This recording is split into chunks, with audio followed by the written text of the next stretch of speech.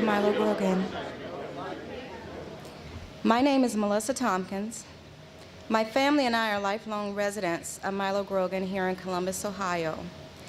This actually used to be my grandparents' neighborhood that we would come visit, and then my parents moved us here as well. This neighborhood has always been special to me. I remember Graves Cleaners, Dick's Market. It used to be at the corner of St. Clair and Star. All the yards had fruit trees and berry vines, and the residents had their own gardens. I remember that if a family had lost a loved one or was just having a hard time providing for their family, it was the neighbors that brought the food and the clothing, surrounding them with love and support. Because in Milo, you weren't just neighbors, you were family.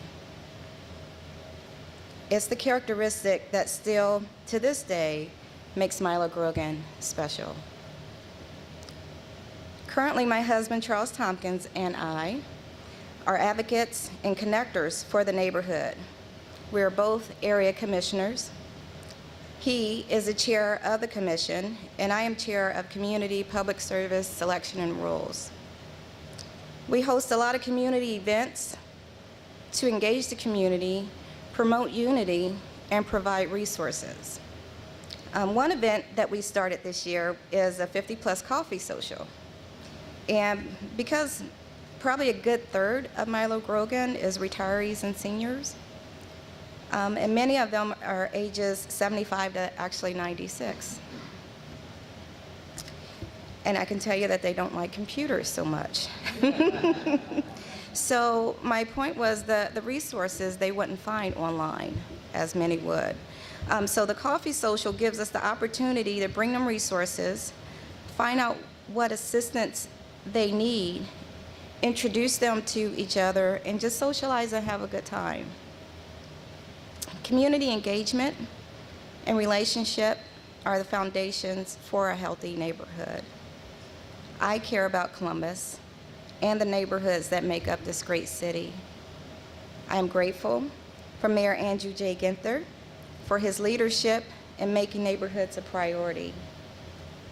And at this time, it is with honor and my pleasure to introduce our very own Mayor Andrew J. Ginther.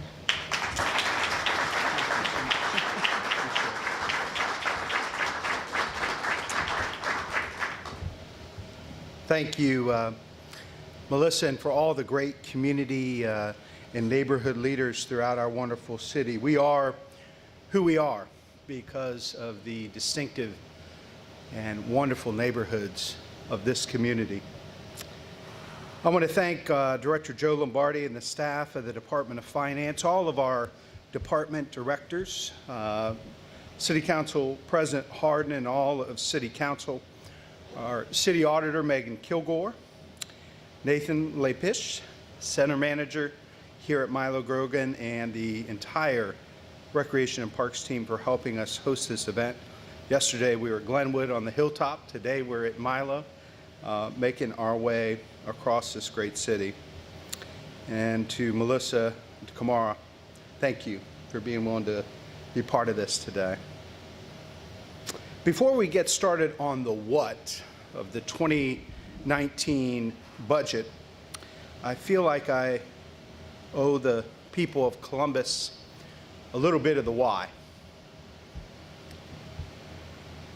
Why I do the work that I do, what shapes my priorities and values. When I was about 12 years old, my foster brother, and I'll call him Jeff to protect his privacy, asked me to go with him to visit his father. You know, my mom and dad had foster brothers and sisters in our house growing up. At one point or another, they had counted up 47 that had come through our house. Not all at the same time. Some came and spent the night. Some came and spent the night and spent 10 years. But it really helped shape who I am, as you might imagine, growing up in a house like this, with parents like this. So Jeff and I were like Irish twins. I was 12 and he was 13 and a half, maybe 14. We were fighting all the time. all the time. He was this short, stocky guy, built kind of like a rocket, ready to go off at any given moment. I didn't like Jeff, and he didn't like me. And it felt like at that point in my development that we were in a zero-sum battle for my parents' love and attention. Pretty much the only thing we did together was fight one another. Jeff asked me to go with him on a special trip and visit, to visit his father, who he couldn't live with anymore. His father was in prison for killing his mother. This was my first time ever going to a prison. If you've never been, it's a pretty powerful experience, one of which that I will never forget. The bleakness, the sadness, the sounds, the smells. Hearing door after door close and lock behind you. The smells like a dirty men's restroom. Jeff's dad looked a lot older than his age. He was suspicious of me and my dad. So here I am with my foster brother and my father to meet Jeff's dad for the first time. We talked with him a few minutes and then moved away so that he and Jeff could have some time alone. When we left, with each cell door bolting shut behind us, his dad stayed there and I left with mine. That was going to be the relationship that Jeff had with his dad. And he was never going to have any further relationship with his mother. I realized then that not every child has the same opportunities. But every child and every neighborhood, if given the opportunity to grow and to thrive and prosper, can. As I grew older, I grew more grateful for my own family, including my foster brothers and sisters. And like my parents, I knew I wanted to empower people to help shape and improve their own lives, their journeys. Not every story is a guaranteed success. But what is a guarantee is, if we don't invest in every family, in every neighborhood, the chasm will continue to grow. We must do everything in our power to help our residents and our neighborhoods succeed. We're going to spend the next several minutes talking about numbers, lots and lots of numbers. But what we're really talking about today is people, the people of Columbus, and what they expect and they deserve. People like Shalisha Williams, who never missed one community meeting when putting together the One Linden plan that we released just a couple of weeks ago. People like Antonio Combs, who is an employee of Recreation and Parks and has just started Recreation Without Walls program in Wedgwood, a neighborhood disproportionately negatively impacted by a spike in homicides last year. And people like Officer Brian Smith, who I did a ride along with during Midwatch on the hilltop last summer. Since I took office almost 3 years ago, I've been consistent in my priorities. As the old saying goes, don't tell me your values, show me your budget, and I'll tell you your values. The budget I'm presenting today continues funding core city services and priorities of my administration to help Columbus grow and thrive. These are our values and priorities. Neighborhoods, birth to 5, early childhood education, development, public safety, diversity, and inclusion. Today, I present to Council a sound and balanced budget, operating general fund budget of $912 million, based on projected revenue. The future of Columbus and the people who reside here depend on our collective efforts to ensure we have vibrant, safe, thriving neighborhoods. When I took office in 2016, I created the Department of Neighborhoods to better deliver more comprehensive services to the city's communities. Over the last 3 years, we have allocated a total of over $13.5 million for the department. This year, we are proposing a total of $11 million more in funding that includes our 311 call center and the popular Neighborhood Pride program. In addition, in 2019, we are adding 2 more full-time neighborhood liaisons, taking our total to 9. Our neighborhood liaisons work to provide residents with better access to information and access to city services, and to resolve community concerns more quickly and efficiently. And this year, we are allocating $288,000 for the creation of the Neighborhood Community Planning Program to begin the implementation process for One Linden, the comprehensive plan for transformation in Linden. The future of Columbus depends on our children today, and I am committed to reducing the infant mortality rate and cut the racial disparity in infant deaths in this community. Since 2016, we have allocated $5.2 million from the general fund for Celebrate One. We are beginning to see gains in this program and positive results.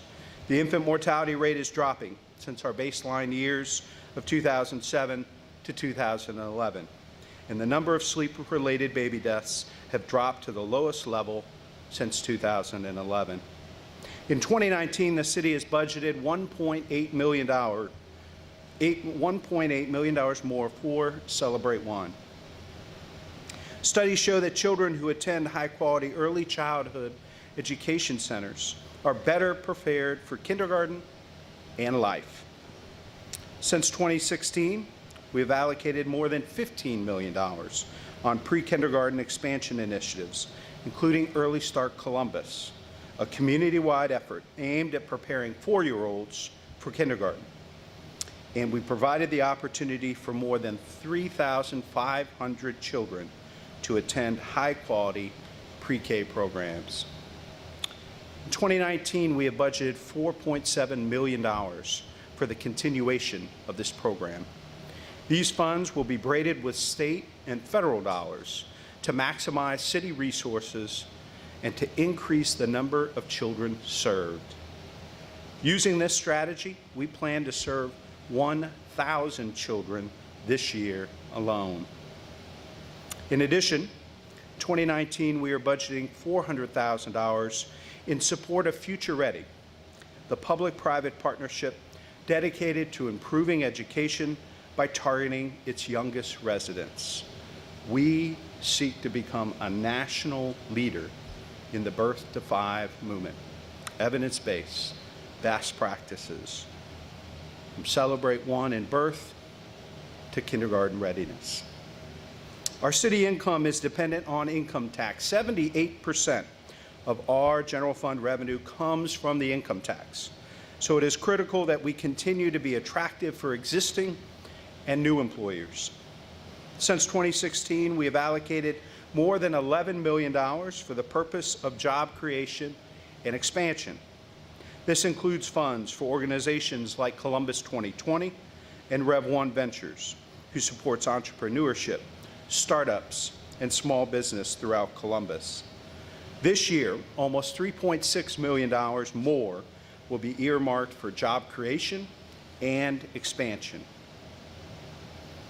But as our city grows and our neighborhoods thrive, we must continue to find affordable housing options so residents are not pushed out of their neighborhoods, something that has already come to the attention of our neighbors here in Milo and other neighborhoods as well. We need to have a comprehensive strategy to make sure that our residents can age in place in the neighborhoods that they have made so great.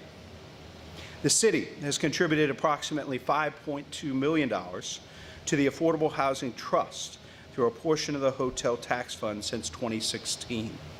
We anticipate that funding to be $1.8 million in 2019. A couple of weeks ago, I charged our development director, Steve Shoney, with coming up with a comprehensive regional plan that addresses the shortage of affordable housing in Columbus.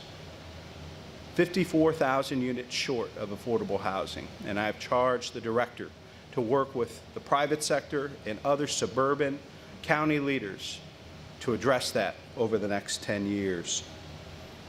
This will involve not only the city, because the county and our suburban neighbors have a role to play too. We all know that the affordable housing challenge doesn't stop at the city limits.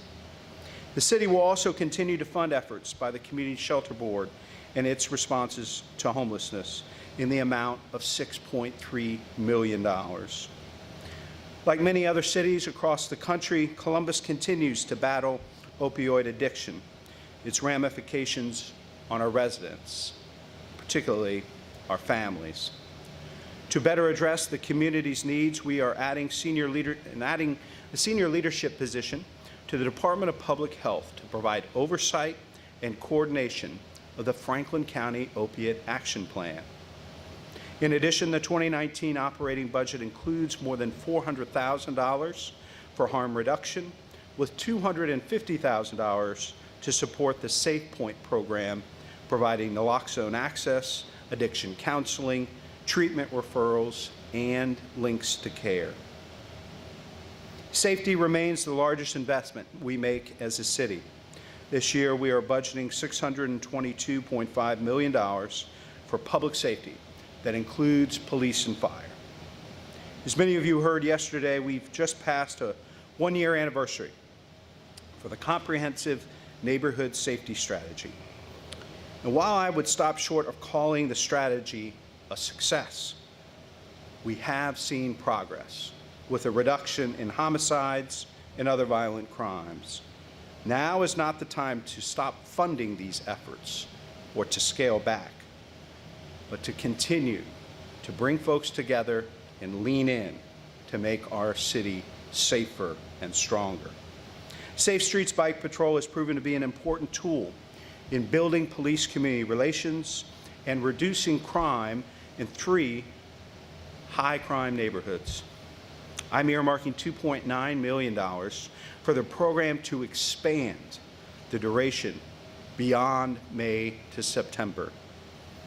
I've also budgeted for 2 new police recruit classes of 40 each, as well as 2 more fire classes for a total of 75 new recruits. We know that one of the challenges facing public safety and community relations is diversity in our police officers and our firefighters. I've charged Safety Director Ned Pettis with increasing diversity to more adequately reflect the beautiful diversity of this community, the people we serve. I'm excited about a new initiative that will help us achieve that goal.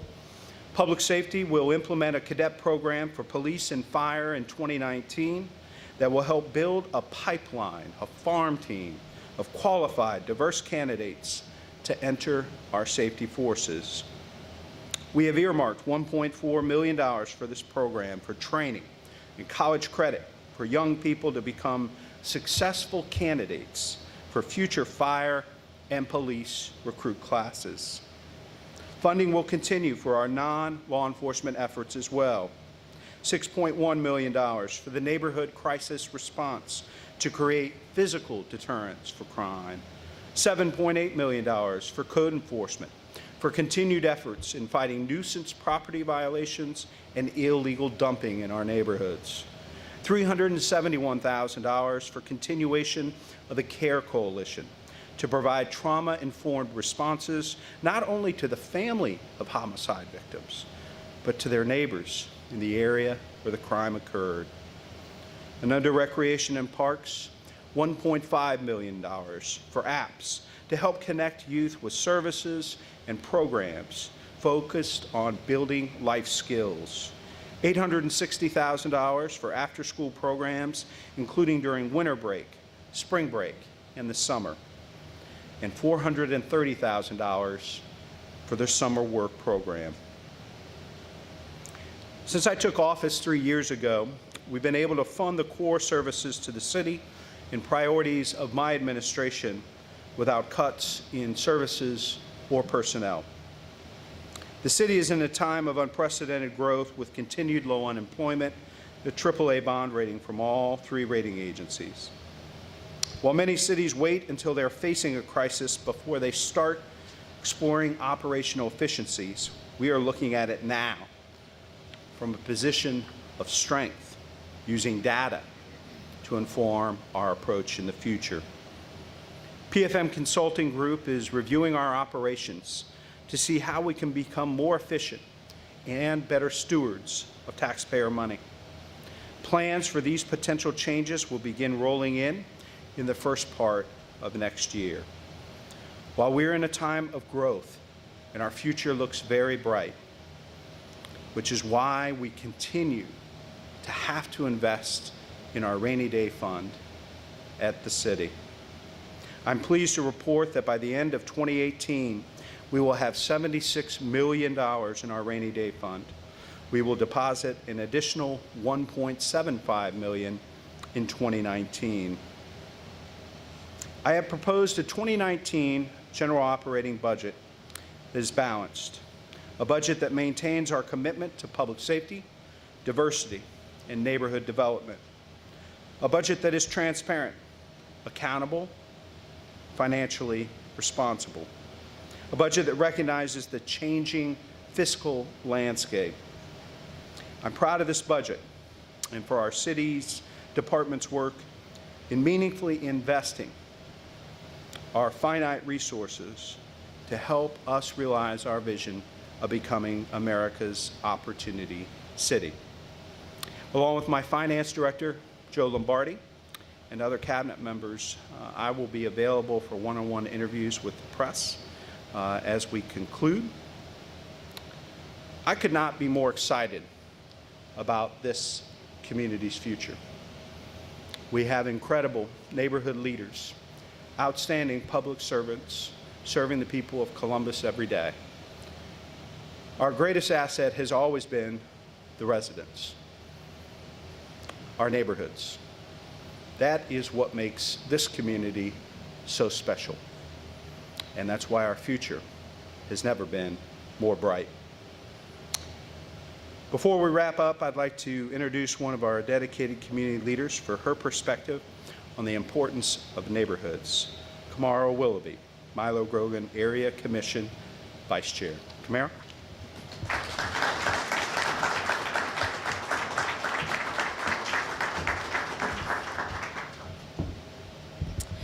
Hello, everybody. My name is Kamara Willoughby.